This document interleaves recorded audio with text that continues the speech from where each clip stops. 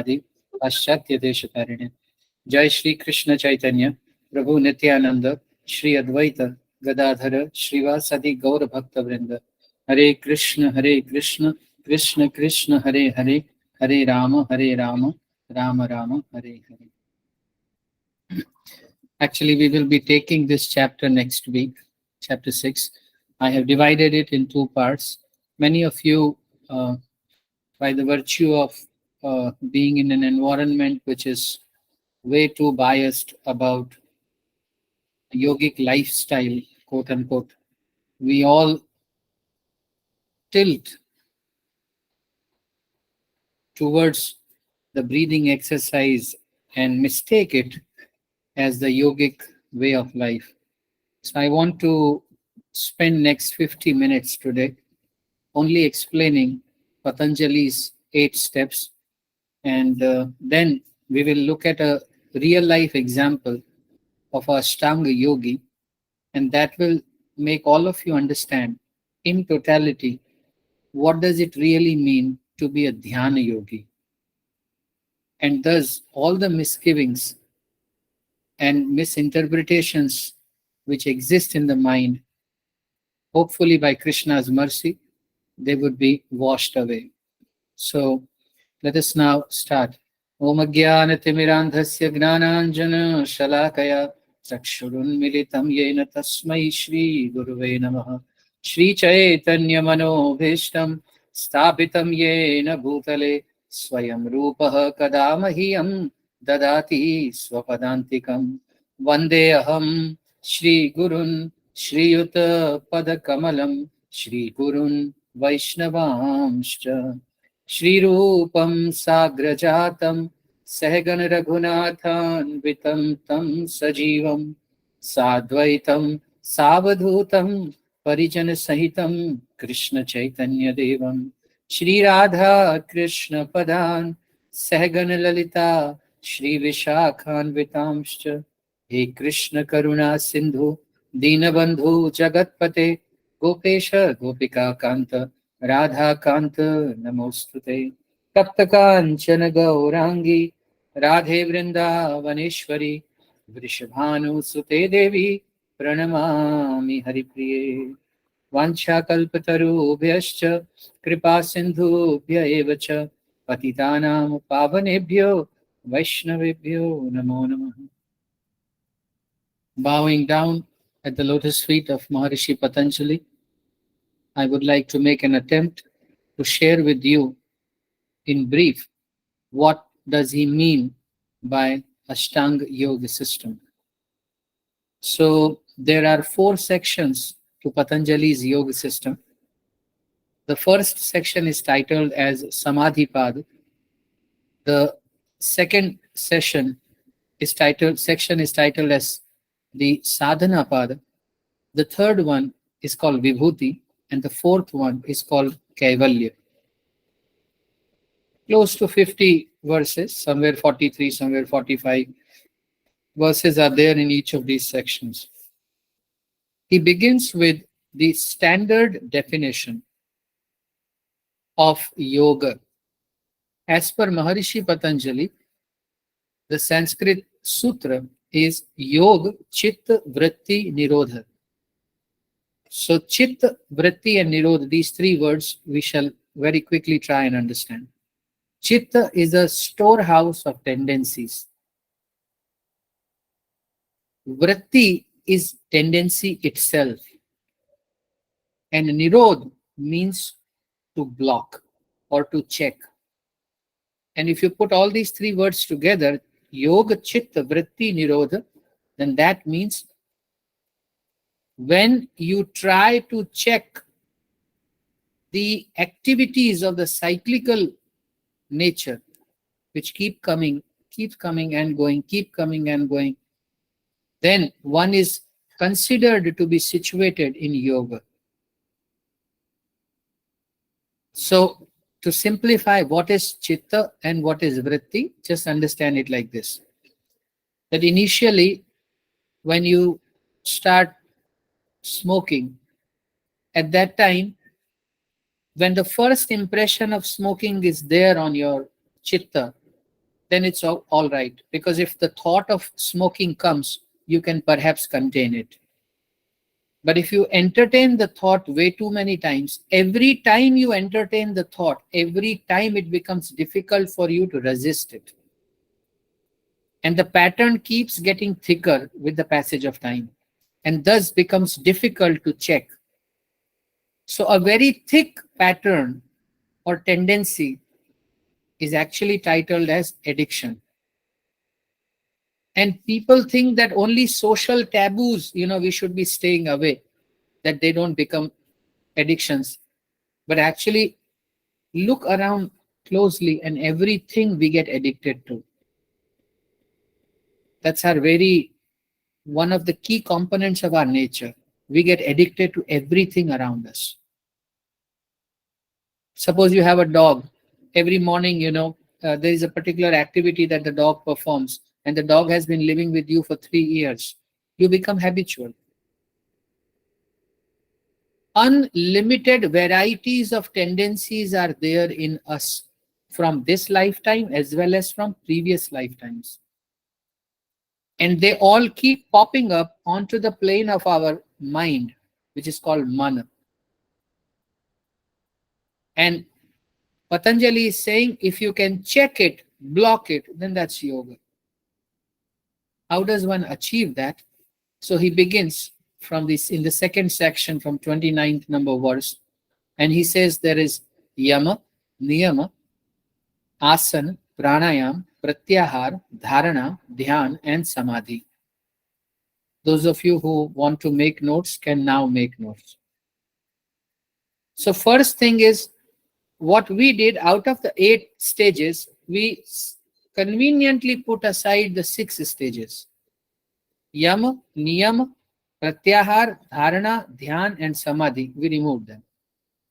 And we brought our complete focus on Asana and Pranayama. So dear seekers, if you want to practice Ashtanga Yoga, then first you must begin with Yama. Within it, Yama has 5 angas.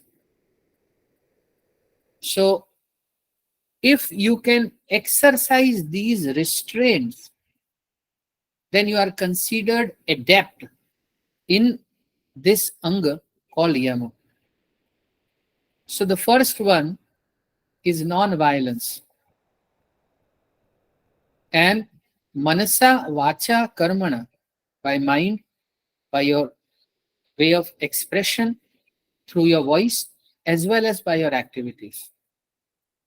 You should restrain yourself from being violent.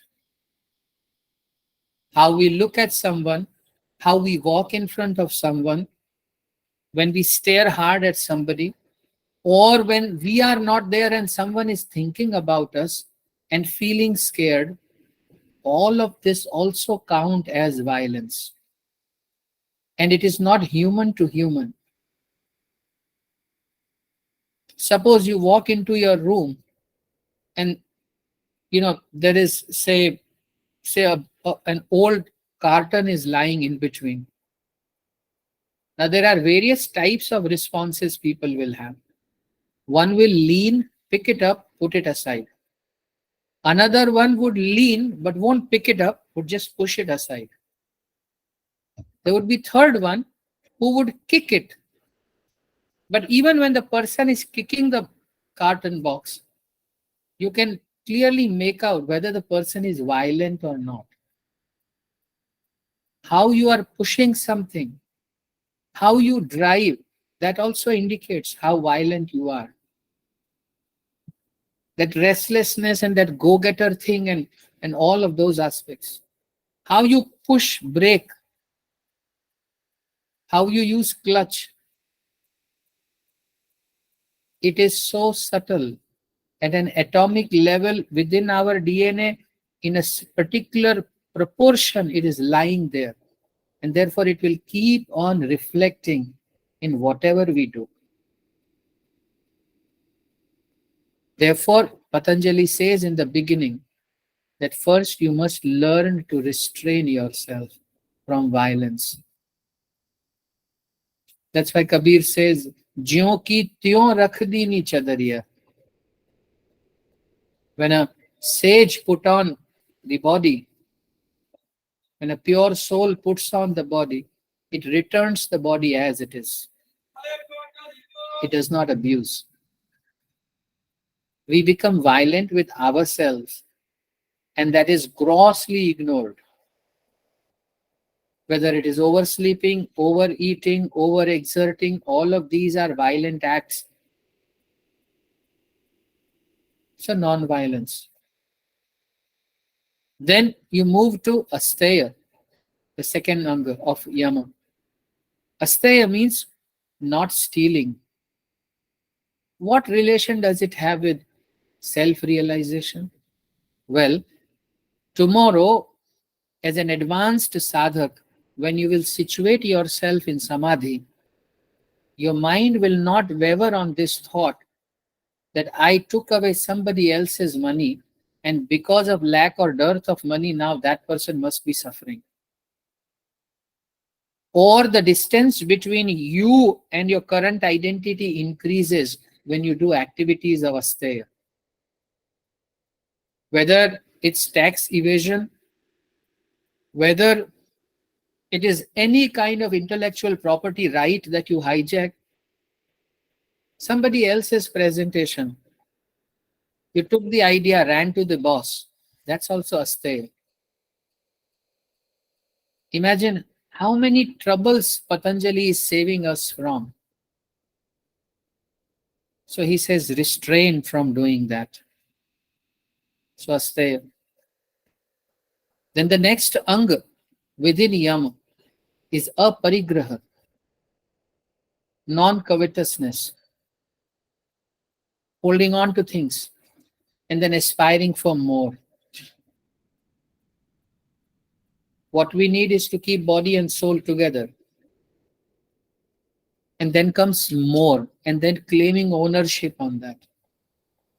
You may have 36 bungalows across the globe, no problem, if you know how to engage each one of that in the service of Krishna. But if you do not know and you are spending hours and hours maintaining them, it's a wrong decision. You need to review it. So when that particular tendency is reduced, then over endeavor, over exertion, waste of energy, the sadhak keeps getting safeguarded from all these aberrations and distractions. It becomes easy for the sadhu to situate. And you just give me 1 second, please.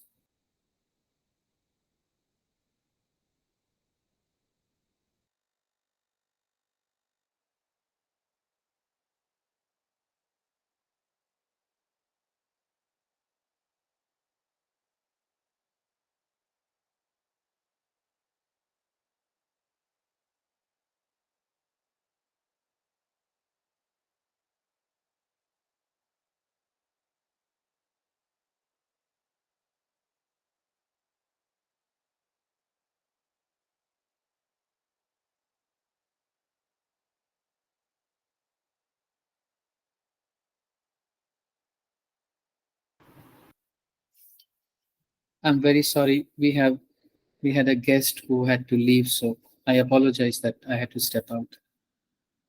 Then, once we are done with it, then the next moral restraint come into the picture, which is satya. That one has to be truthful. That basically means do not lie. So what does it mean when we say satya? Recognizing that your fundamental identity is soul, not the body. And not fooling yourself with activities of your body. That's the way one should identify truth.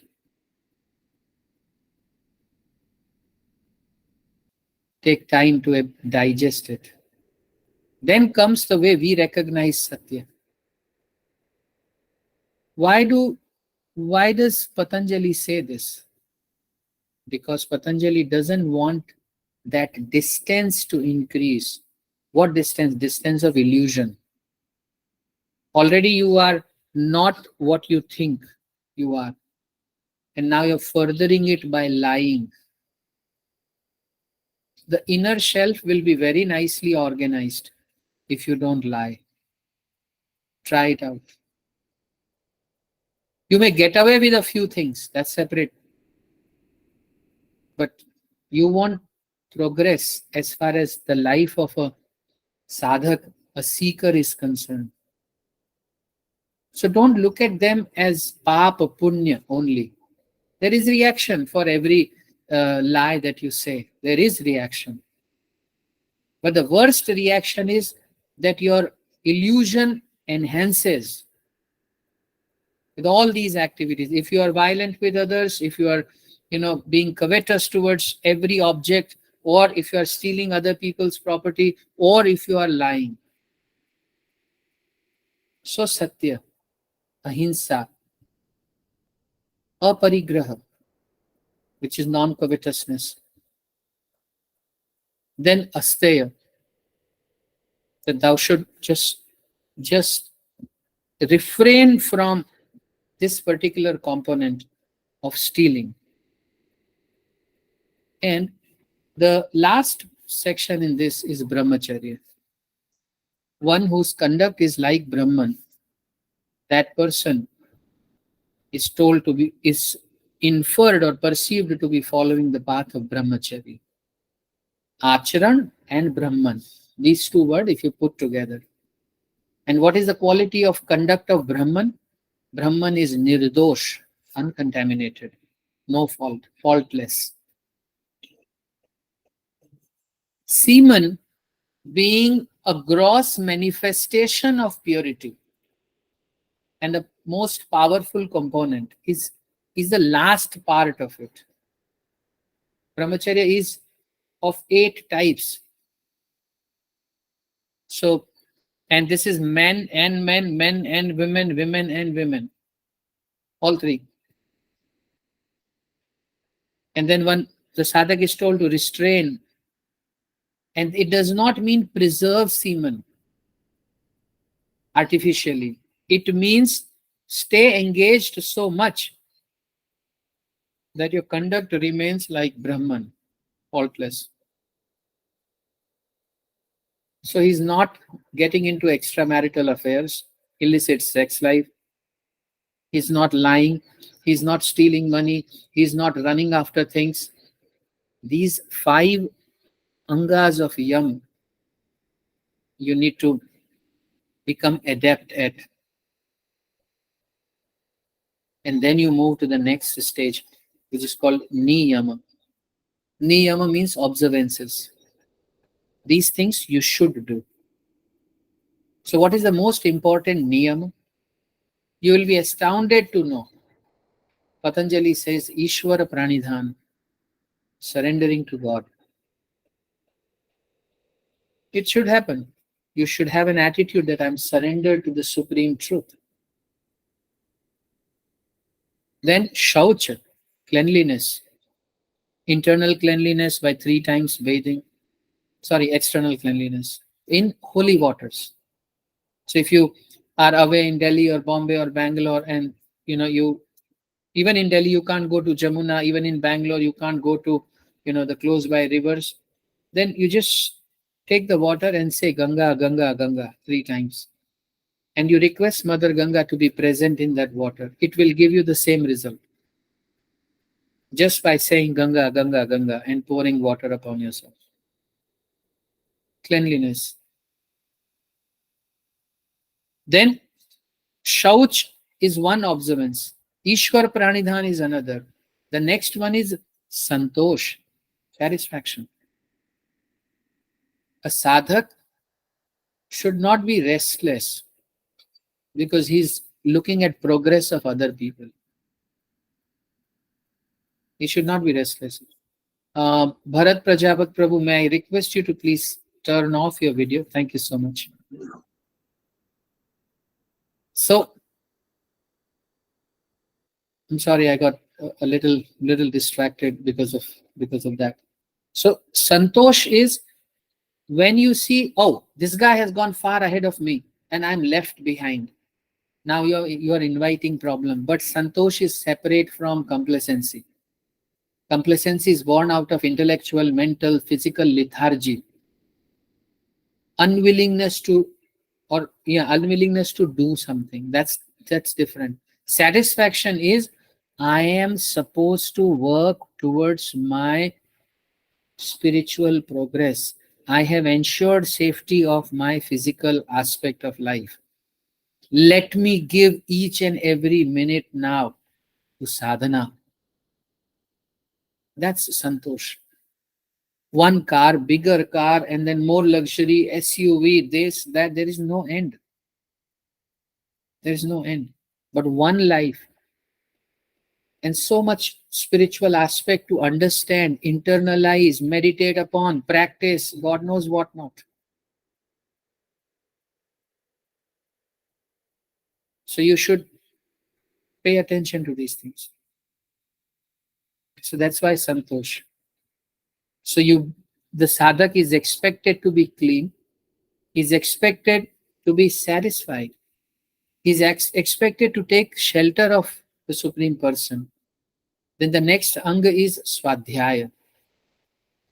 He should study his own nature with the help of scriptures. There is nothing subjective about studying your nature. It is your nature, it's your way of looking at it. It's my nature, it's my way of looking at it. I'm happy with my nature, you be happy with your nature. They just taught this whole Western approach of looking at it is extremely raw. It basically implicitly boils down to one fact: don't you dare mingle into my sense enjoyment, and don't you dare disturb me, no matter how heinous it is. You mind your own business. That's how we push away people. But that's not individual freedom. That's not genuine freedom. I'll give you an example. In this Bhagavad Gita, in this 700 verses, so many times Krishna encourages, instigates, provokes Arjun. Get up, fight. Get up, fight. You should fight. How can you not fight? This, that, all of that. Then he shows pros, he shows cons. And towards the end, he says, Dear Arjun, I told you everything. Now you think over it peacefully and then do as you desire. This is the system of exercising individual freedom. You keep talking about your right of selection, choices are there and I have a right to. No. It becomes our duty to inform people of the repercussions of the choices that we are going to make. In totality, people are making fool of us. They are pushing us into sense enjoyment and, staying away and looking at us gliding down the hill.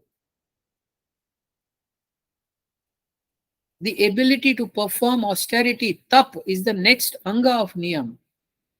And that has been killed. When you sit in your car, your thumb first goes to AC because your tolerance levels have hit low.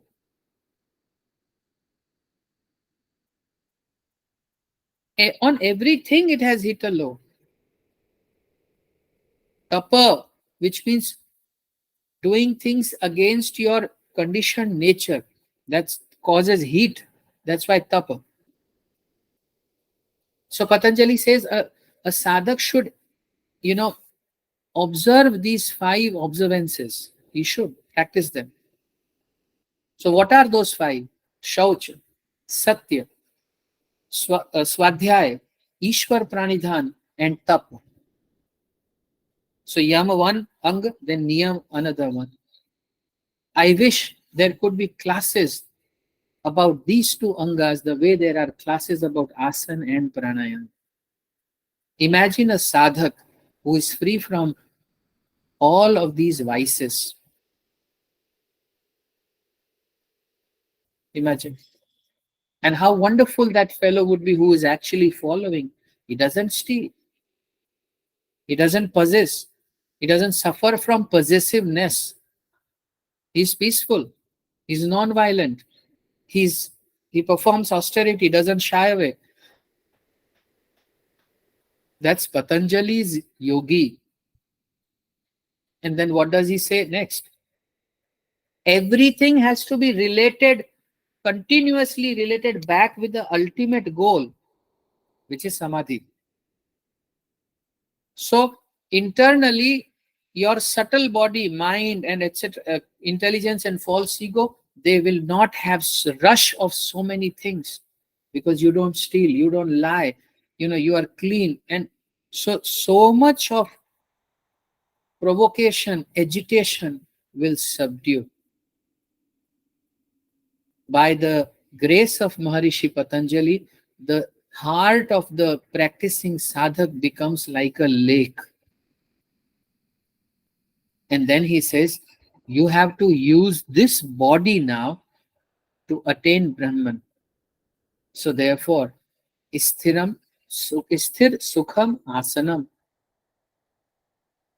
a posture in which you can be motionless but comfortable, is called asana. And the technical definition is that if for 3 hours you can be in certain posture, that means you have become a siddha in that asana. Whether it is Vajrasan, Ardha Padmasan, Padmasan, all of those. There are 84 types of asanas. What do?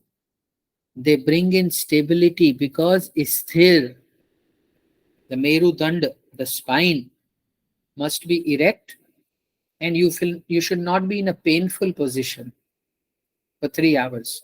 Why? Because you will have to perform longer samadhis.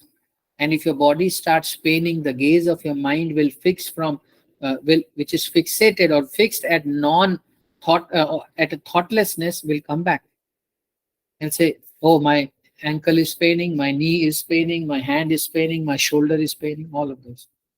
So the sadhak is prepared through these asanas. And then he is asked to balance multiple types of airs which are there in the body. Look at how, with such meticulousness, Maharishi Patanjali is preparing his sadhak. So he says, pran, and the definition of pran is, don't mistake pran for shwas.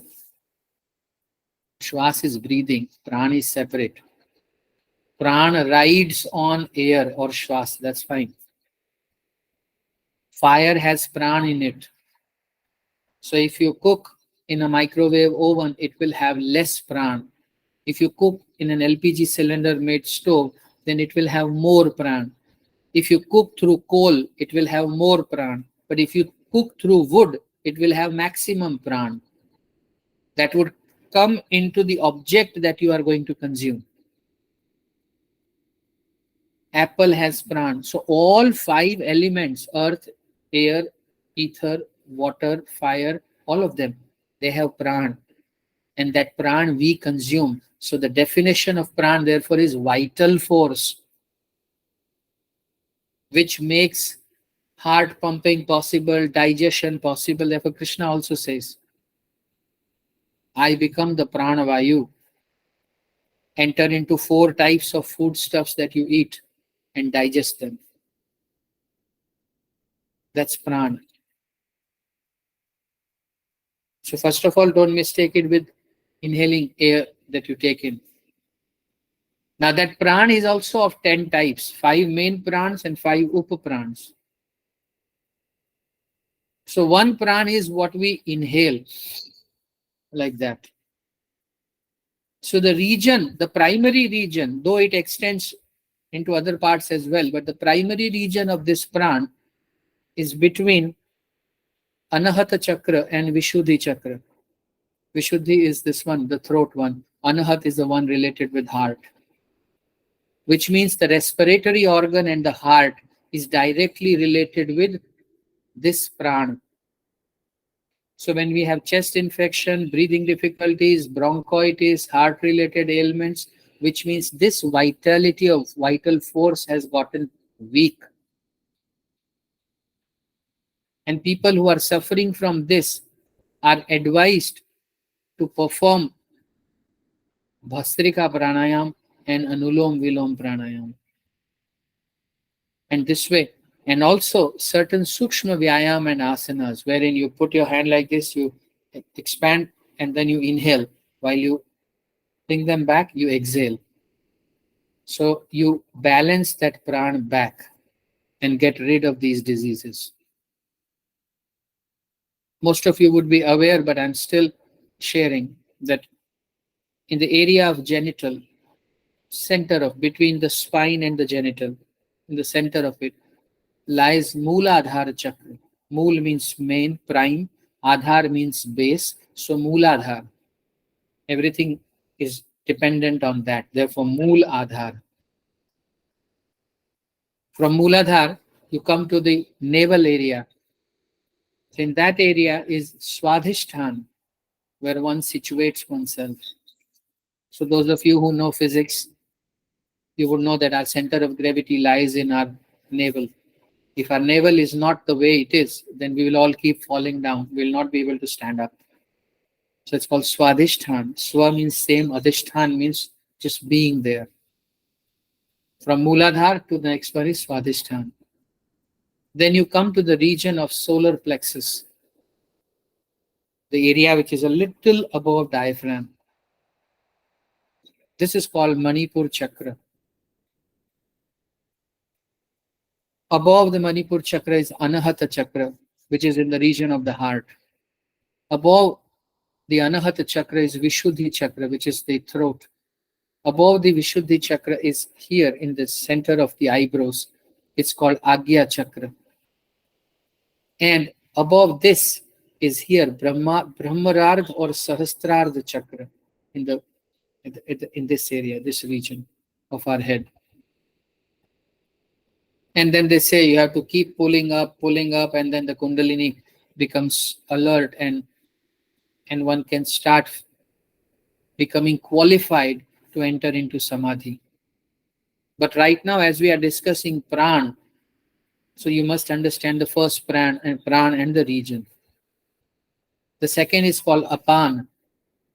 So one is the air that we inhale, another is the air that we have to exhale, but it is not the air being exhaled, it's the air exerting itself onto the objects of the body to flush them out of body. So when one has pregnancy pains and delivery takes place, it's apan vayu. When one has secretions from genitals, that's apana vayu. It's not apana, it's because of the apana vayu. All the activities of excreta is also apana vayu. So from the lower body, a little below the intestine area, or some portion of intestine also. So between Mooladhar and Swadhisthana, this air is there. And when this air gets imbalanced, then you are asked to perform certain asanas, such as Pavan Muktasana, so that air becomes balanced back. Then there is another Vayu, which is called Samana Vayu. This is between the navel region and the solar plexus region, between Swadhisthana and Manipur. And as by the word says Saman, which means what it does, its function is to absorb the nutrients and send them towards their respective places. And even at a mental level also, it absorbs information and then allocates their respective places. It does not send them, it just allocates. Okay, this is vitamin, this is carbohydrate, this is protein, and I have just, absorbed and assorted them. That's it. So when your Samana Vayu is not good, which means you have digestive issues, you eat and the stomach takes a long time to digest. Your acid, your fire in your belly is dying because your Saman Vayu has gotten affected. And Kapalbhati pranayam helps in removing that. Anything that you do wherein you cause friction between the organs of stomach, liver on this side, and what you call the large intestine, and this and that, all of those sections. There the samana vayu is so you need to balance that. That is for the sadhak. And Patanjali is not saying improve them, go back, enjoy more. That's not how it is. Then the next vayu is called udana vayu, which is from this Vishuddhi chakra to Agya chakra. So this udan vayu, by the very name, is it pulls you up. So when you leave body, then that vayu works and it makes it out. When you speak, then also it is udan vayu. It's helping you in doing those activities. So when you have issues with thyroid gland and you have issues with memory, etc., so Ujjayi Pranayam, Anulom Vilom Pranayam, they help you getting rid of these deficiencies of pran in this region. And then there is Vyana Vayu. Vyana Vayu is like, it's a central depot from where the things are being sent to the whole body. So the blood circulation in a complete body is taken care by Vyana Vayu. And one whose Vyana Vayu is good will have strong organs. So from Swadhisthana to Sahasrarga, everything, the Vyana Vayu is percolating, and its presence can be felt everywhere because keep pushing blood. That's why blood is flowing. Blood is not static. So Patanjali expects the sadhak to do pranayam, pran plus ayam. Ayam has two meanings, regulate or enhance. Pran you understand. But actually, whether it is Ujjayi, whether it is Kapalbhati or Bhastrika, they in themselves are not pranayams. Pranayam are only three types. There are three sections. Rechak, Purak and Kumbhak. Purak is when you inhale. Kumbhak is when you hold. Rechak is when you exhale. So if you exhale and hold the breath, then that's Bahaya Kumbhak. If you inhale and hold, that's called Antarik Kumbhak. And only by doing this Purak Rechak Kumbhak, the sadhak increases the time of Kumbhak. And gradually he takes less and less breath. Imagine somebody who has performed various asanas. Imagine someone whose air are in the body are balanced now, who has practiced Yam, who has practiced Niyam. His body is smooth, no agitation. The soul is just relishing in this opulence of this material body because the body is cleansed.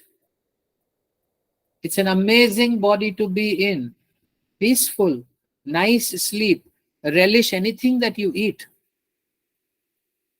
but keeps you so light and fabulous. But still, Patanjali says, my dear sadhak, now you exercise Pratyahara. There are constant attacks from various sides. There is music that you can immediately relate with and become nostalgic. And then you'll keep humming that song whole day. Or after some time, if you look at, watch a movie that you had watched when you were a teenager and you get hooked on to that again. Or your favorite dish. Pratya and ahar, which means withdrawing the senses, the five senses from their sense objects. Whatever you like through your mouth, through your tongue, through your nose, through your ear, through your eye, through your skin. How soft. Velvet soft, as they say. None. Pratyahara. Remove yourself like a tortoise. Step by step, Patanjali is preparing the sadhak so that automatically he is having less and less number of thoughts now. He hasn't stolen anybody's money. He doesn't have to worry. He hasn't married because he's a brahmachari. He doesn't have to worry. He doesn't want to own anything, so he doesn't have to be in anxiety for getting that thing missed out. So where is the problem? So those thoughts will not pop up that there is a debtor, or people are right there to kill me. No, I will go to jail. No, body is balanced, stout. Now Patanjali says, all right, you fix your gaze on one point, any one point. There is a difference between Patanjali and the authentic Ashtanga Yoga. Patanjali's system is definitely authentic, but it is limited. It needs to go beyond. And we will talk about that a little later. So here he says, if you can fix your gaze, half closed, half open eyes, otherwise you will sleep, for 12 seconds without thinking anything. So the whole idea was chitta vritti nirodha. The thoughts which were popping up, and they weren't allowing us to think anything. They should not pop up, at least for 12 seconds, because you have practiced on the previous 5 angas. Then the sadhak is considered to be in dharana. 12 seconds of thoughtlessness qualifies you to be in dharana. And after practicing this dharana, because you are not breathing, mind you are not breathing in those 12 seconds. And with practice, if you take it to 144 seconds, which means 2 minutes and 24 seconds, then you qualify for Dhyana. Again, you are not breathing in Dhyana. So when you say, oh, I'm sitting in meditation, I'm doing meditation, without thinking about Niyama, Asana, Pranayama, Pratyahara, nothing, and not even Dharana, I'm directly sitting in meditation. You can perhaps connect now that how illiterate we are. We just want to take care of our health through pranayama. Nothing wrong with it. Just don't call it yoga. That's all. You perform asana, you become, light in your body, feel happy, good in this body. All right. Don't call it yoga. I'm going to yoga class. Sorry, I would try to not repeat these things because I have many times broached it up in the class. It's a misnomer. If you can then practice more and more than 12 times of the 144 seconds, if you can stay without breathing and without thinking anything, then you get into samadhi, and that is minimum 38 minutes and a few seconds. Minimum samadhi is 38 minutes and a few seconds. Then one is asked, considered to be in samadhi. But Patanjali warns in third section, he says, Vibhuti Pad, opulences. And what kind of opulences? Extraordinary opulences. Now see, Drishta and Drishyam, one who was seeing and what was being seen, they both cease to exist even in Dharana. What I am this person, I am doing meditation.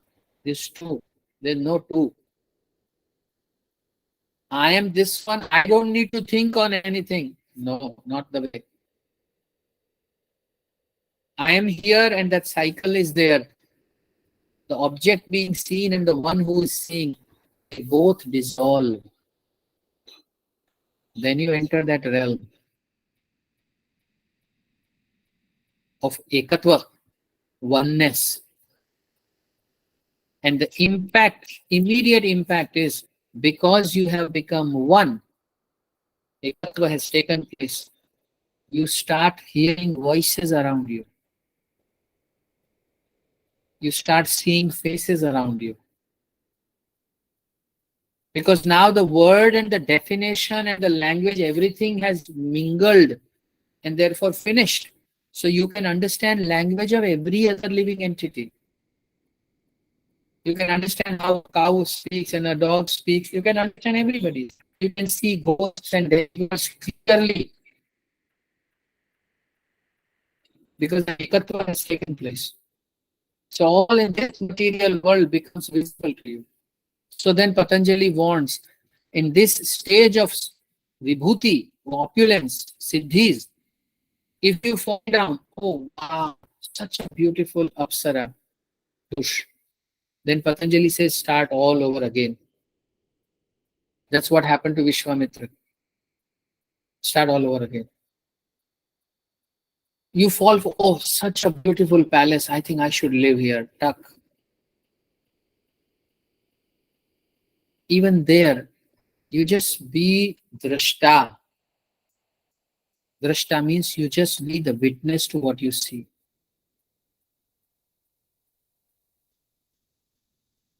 So, dear seekers, now you can imagine how scary it is, because on every step of Ashtanga Yoga, you have the responsibility. And it is so fine, meticulous, and full of finer details. So imagine how can one practice it. But one devotee practiced it, and his name was Maharaj Dhruv. I have only 5 minutes left. Would you all allow me to extend this class for say 10 to 15 minutes? If yes, raise your hands. I would want to tell you then how this Ashtanga Yoga is practiced in reality. You will have no doubt then. Thank you very much. So I would request that you open Veda base, go to Srimad Bhagavatam, please open chapter 4, or sorry, canto 4. And within that, I think you have to open chapter 8. So you now go back to library. Yes, then Srimad Bhagavatam. Very nice. Canto 4, the creation of the fourth order. Yes. Now Dhruv Maharaj leaves home. This is chapter 8. Click on this one. Yes. Now scroll down. Keep scrolling down till the time I don't tell no to you. Oh, you finished all 82, huh? Scroll up 26th or 27th verse number.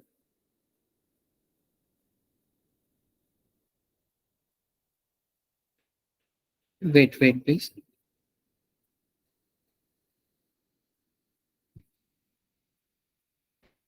Okay, so we'll come to this text 26th a little later. Now you can remove the screen. I'll give a brief background quickly so that we can save more time and read this most beautiful Bhagavatam. So, dear seekers, Brahma had a son called Manu, Swayambhu Manu. Manu had 5 children. Out of them, one, he had 2 boys and 3 girls. They could Prasuti and Devahuti, and then Uttanpad was there. So, and Maharaj Priyavrat was there.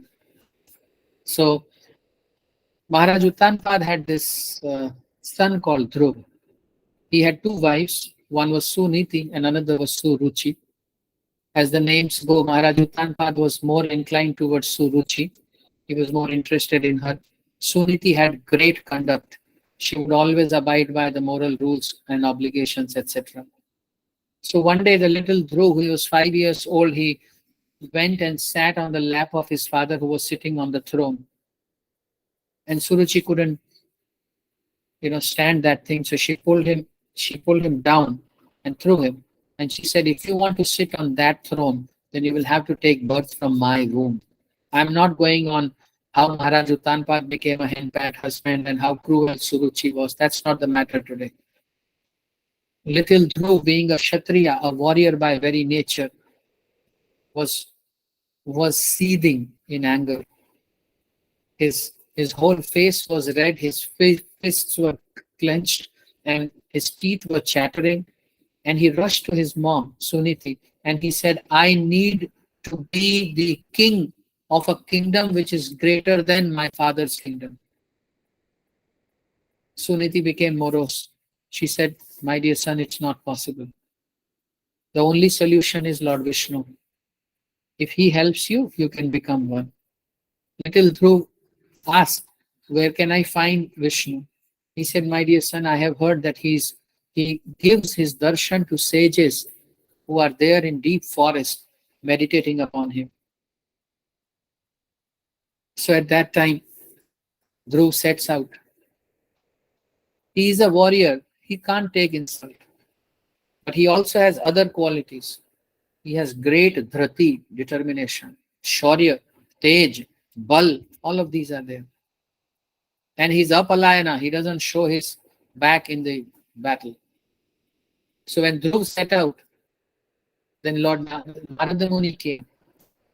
Please remove this perception of Narada Muni being, a funny character, because that's what our media has projected. He's a Jagat Guru and he's extremely compassionate towards fallen jivas like us. So we should respect him. And how Narada Muni then talked, we will start now reading. Whatever I have spoken in last 1 hour, exact 1 hour, is not even 1/10,000th of what you are going to read, because what you are going to read is spotless, completely uncontaminated. It's pure nectar. This is how Ashtanga Yoga should be practiced. Please read and relish it for your own benefit, because what you're reading now, there's no doubt that that's the best. Mataji, please take that screen back now and we will start reciting. So in the verse number 26, Narad Muni would say, thank you. How wonderful are the powerful Kshatriyas.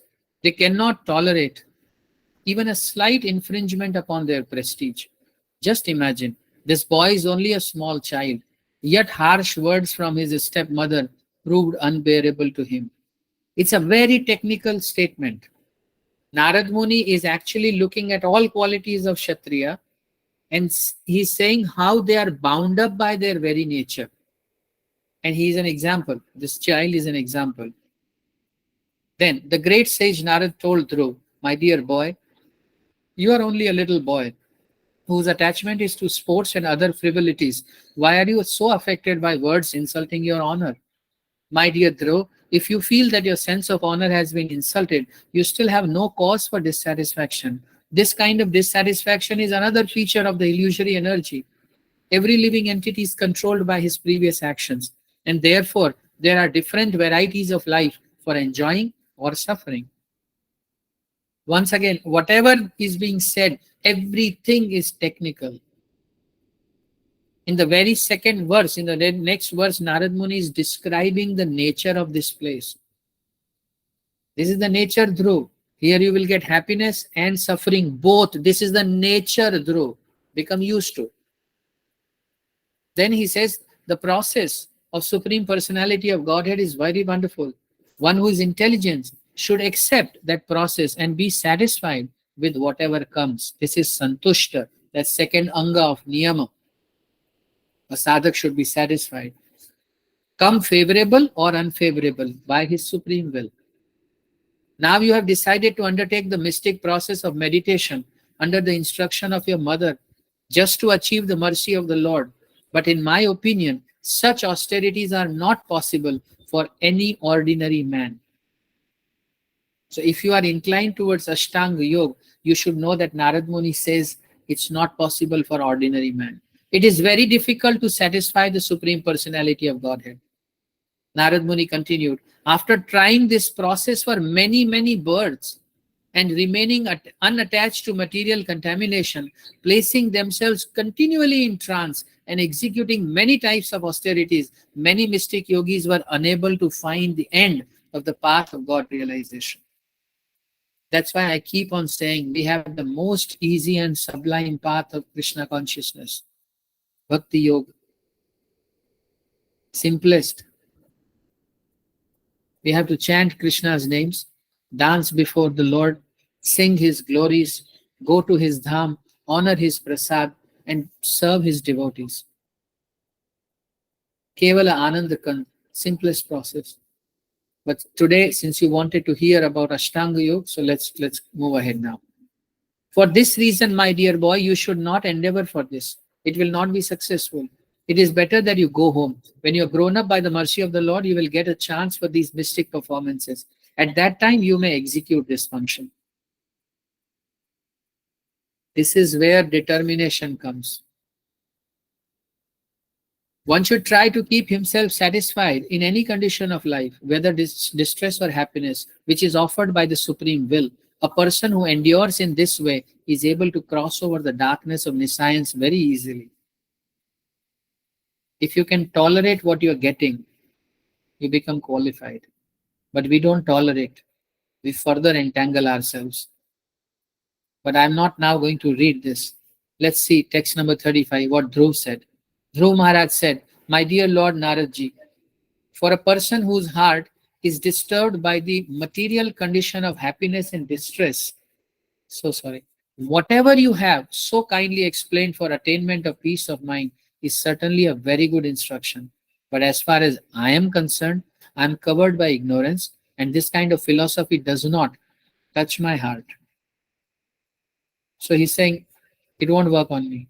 My dear Lord, I am very impudent for not accepting your instruction, but this is not my fault. It is due to my having been born in a Kshatriya family.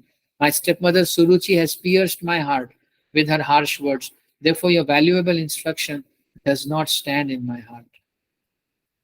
O learned Brahmana, I want to occupy a position more exalted than any yet achieved within the three worlds by anyone, even by my father and grandfather. If you will oblige, kindly advise me of an honest path to follow by which I can achieve the goal of my life. Direct, Dhruv Maharaj. Many of you sometimes tell me that, no, Prabhuji, we don't need anything. We don't need any help from Krishna, any money from Krishna. Why do you not need? Because you are afraid that what if you don't get and your faith gets tested and you lose faith? But that's not a good idea. Krishna consciousness is not a psychological adjustment. Under an expert teacher, you should learn it. And you should ask. And you will get it. Don't try to be holier than thou. I only need to do this. I only need to serve devotees. Right now you have certain other things in your heart. The most critical one is that your faith is very, very soft. Komal Shraddha. So you think if you ask and you don't get anything, your faith will go away. And if this faith goes away, what else is there? So then you are actually simply thinking in your own mind about an imaginary thing and preserving it. This is all illusion. If you follow the process correctly, the results will come. So now, Narada Muni will give the mantra to Dhruv Maharaj, and that mantra is Om Namo Bhagavate Vasudevaya. But what else Narada Muni tells? Mataji, scroll down. That's it.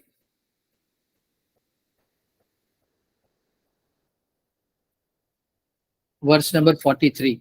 Narad Muni instructed, my dear boy, in the waters of the Jamuna river, which is known as Kalindi, you should take 3 baths daily, because the water is very auspicious, sacred and clear. After bathing, you should perform the necessary regulative principles for Ashtanga Yoga, and then sit down on your asana, sitting place in a calm and quiet position. Watch the words carefully. What Narad Muni is saying. So he sent Dhruv Maharaj to Vrindavan, and he asked him to bathe in Jamuna 3 times. Shauch, that's the Niyam. Then he's talking about sit down on your asana in a calm and quiet position. So the posture has to be mastered through. Practice those things. Perform Ashtanga Yoga. Now go there. Now, what is the difference between Dhruv and others? Dhruv knows the object of samadhi. When you do not meditate upon anything, then you merge in everything. And it's a spiritual suicide. You definitely achieve peace, but you don't have any activity. But therefore, this is the most important part of the class. You should know who to meditate upon. That's real Dhyana Yoga. There has to be an object of meditation, so see it. After sitting on your seat, practice the 3 kinds of breathing exercises. Here the Purak, Rechak and Kumbhak are being mentioned. And thus gradually control the life air, not suddenly. The mind and the senses. By satisfaction, you control the mind. By tapasya, you control the senses. Completely free yourself from all material contamination, asteya, aparigraha, etc. And with great patience, begin to meditate on the Supreme Personality of Godhead. What does that mean? 12 seconds, then you have to keep attempting because the thoughts will keep popping up through. With great patience, then you do it. And then Narad Muni describes the ultimate object of meditation. The form of the Lord is described herein. Dear seekers, this is the cream. The Lord's face is perpetually very beautiful and pleasing in attitude. To the devotees who see him, he appears never to be displeased, and he is always prepared to award benedictions to them. His eyes, his nicely decorated eyebrows, his raised nose, and his broad forehead are all very beautiful. He is more beautiful than all the demigods. Narad Muni continued, the Lord's form is always youthful. Here you should know how does supreme truth look like. You must know that. Supreme truth doesn't look old. The Christian God, and I have nothing against any God, which is depicted by the media, on the clouds is this white bearded person and he is God. No, the Lord's form is always youthful. Every limb and every part of his body is properly formed, free from defect. His eyes and lips are pinkish like the rising sun. He is always prepared to give shelter to the surrendered soul. And anyone so fortunate as to look upon him feels all satisfaction. The Lord is always worthy to be the master of the surrendered soul, for he is the ocean of mercy. This is how we should think about God. And the teacher is preaching to the student. The Lord is further described as having the mark of Srivatsa, or the sitting place of the goddess of fortune. Krishna has a small mark on the center part of his region, heart region. And there, this mark is actually the place where Mother Lakshmi sits and resides. And his bodily hue is deep bluish. That's Krishna's color. The Lord is a person. Read it, reread it, and keep reading it. The Lord is a person. It takes lifetimes to understand just one single line that Krishna is a person. He's not light alone. He's not all-pervasive, omniscient, omnipotent God. He is, all those features are there, but he's a person.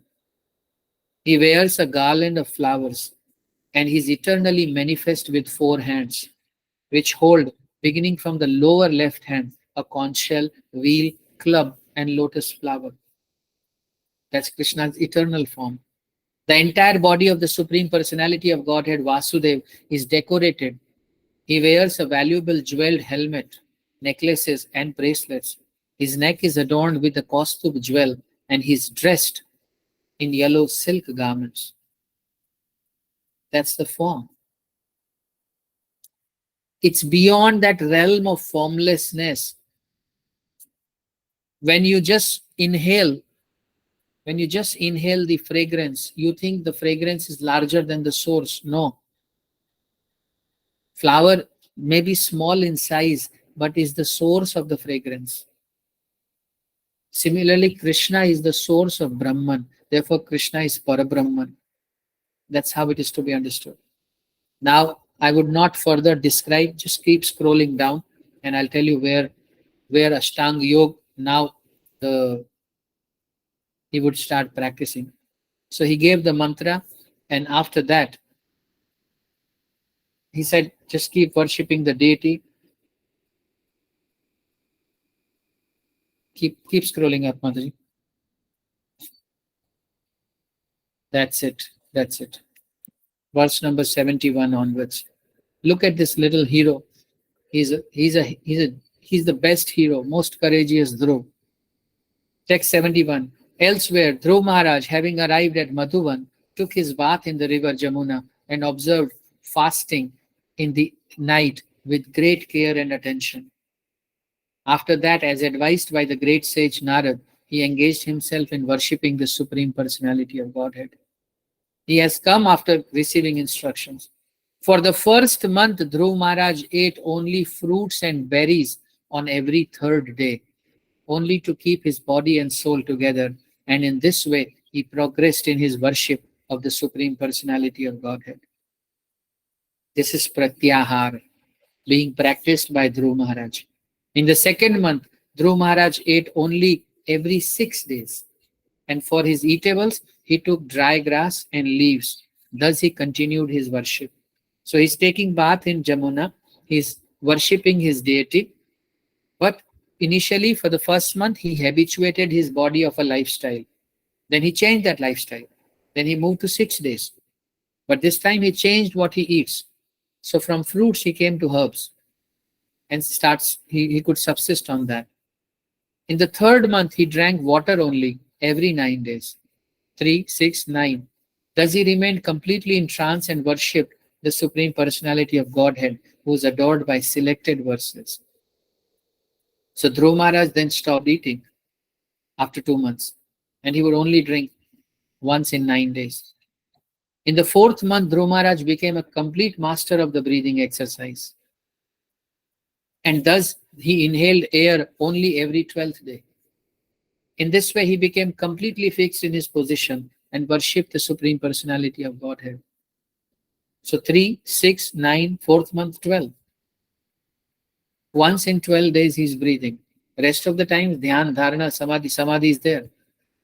By the 5th month, Maharaj Dhruv, the son of the king, had controlled his breathing so perfectly that he was able to stand on only one leg, just as a column stands, without motion, and concentrate his mind fully on the Parabrahman.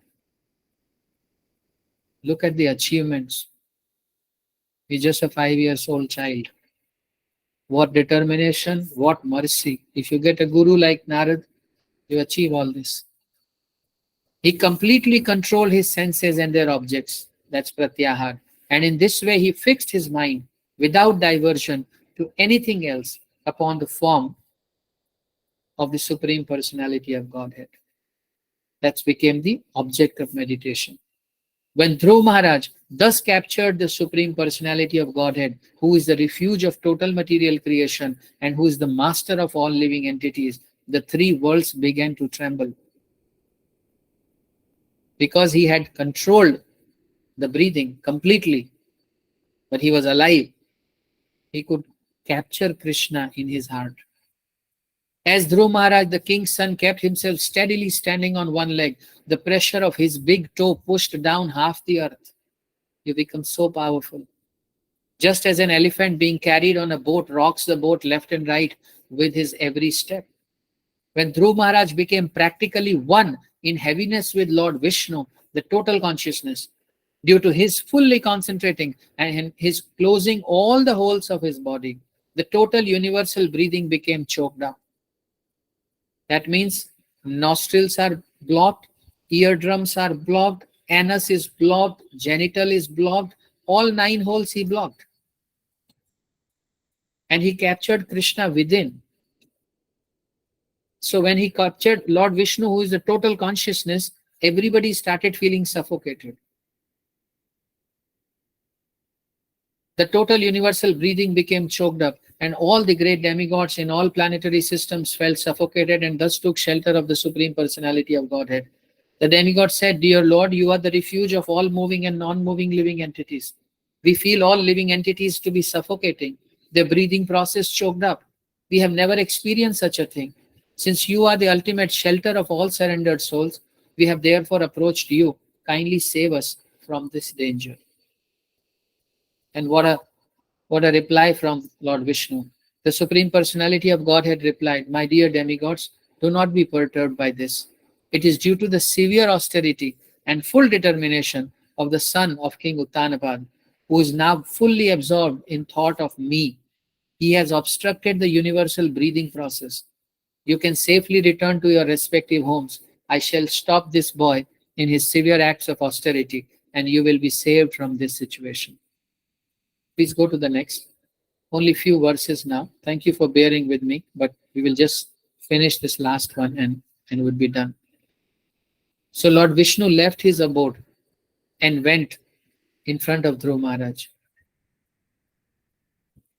But when he reached there, what did he do? The great sage Maitreya told Vidur. This is a conversation between Maitreya Muni and Vidur.